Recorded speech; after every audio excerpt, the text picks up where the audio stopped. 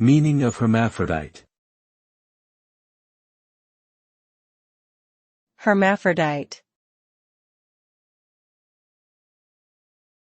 Hermaphrodite. Hermaphrodite. Hermaphrodite.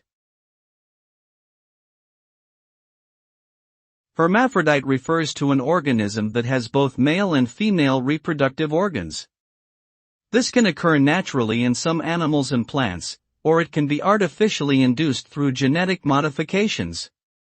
Hermaphroditic animals and plants have the ability to fertilize themselves or others of their species, leading to increased genetic diversity and adaptability. In humans, hermaphroditism is a rare medical condition known as intersexuality. Individuals with intersex conditions may have ambiguous genitalia, and their physical sex characteristics may not fit typical male or female classifications. Overall, hermaphroditism is a fascinating aspect of biology that highlights the complexity and diversity of life on our planet.